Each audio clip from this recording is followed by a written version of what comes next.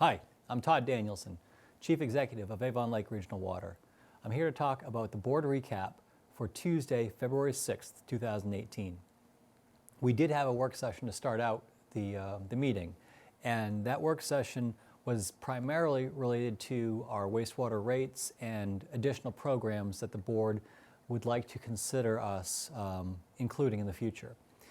We had a long discussion about minimum service fees and an affordability program, and the board eventually opted to go with a one-year rate change as opposed to a two-year rate change, which happened in the regular session. So moving on to the regular session started with some updates to job descriptions.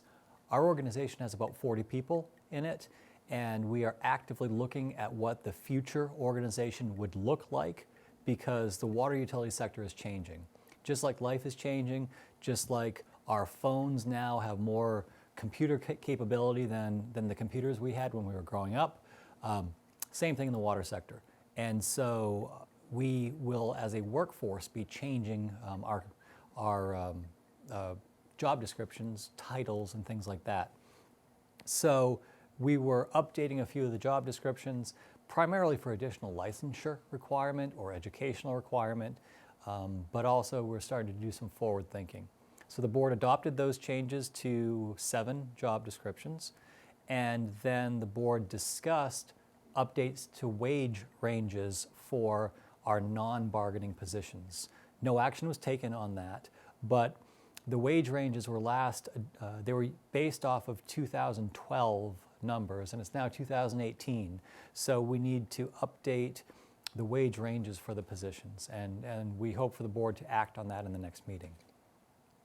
Following that, with the change that the board made to the compliance dates for the lateral inspections and separations, we updated some dates in our various programs to include those new dates, and also to provide a little bit of extra time for to include other parts of the city.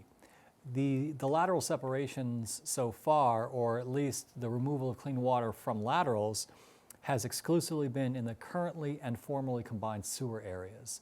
But as we begin to finish our focus on that, we are adding focus on other parts of the city that may also need to either separate laterals or remove clean water from the lateral. So we modified these programs to include those other parts of the city and have due dates that could be reflective of those. Then the last major topic was the rate change, the wastewater rate change.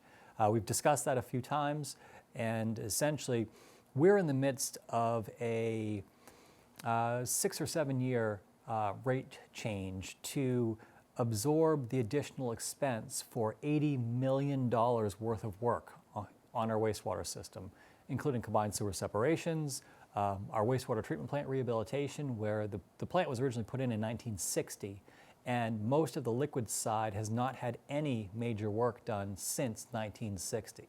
So an additional $80 million worth of work, of projects, which leads to $80 million worth of debt service, leads to about $260 per year per customer of debt service, $260.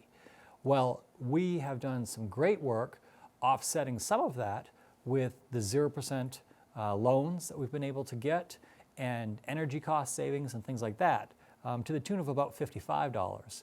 But that still leaves $205 worth of additional debt service per year per customer. So that's why we are in the midst of about a 6 or 7 year step increase to wastewater rates. And the board adopted 1 year worth of rate increases this summer. We'll go from $4.80 per 1,000 gallons to $5.52 per 1,000 gallons for bills issued after July 1st of 2018.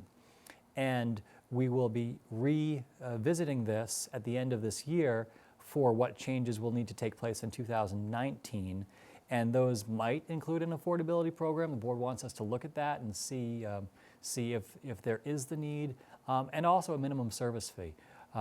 And really what that would entail is most likely a change to our administrative fee to be this minimum service fee that would probably also include a certain amount of usage in that service fee. And primarily what that's for is, as I just mentioned, we have over $200 a year of additional debt service per customer. We do need to assure some sort of basic level of money coming in, whether someone is in a home or not, whether the person has usage or not, because whether or not the person has usage, we still need to pay the debt service. So the board is trying to think of the people most at risk or most in need with the affordability program, but also look at assuring that rates are stable or the revenues are stable to help pay for all of this additional debt. With that, those are the major discussion points for the February 6th, 2018 board meeting.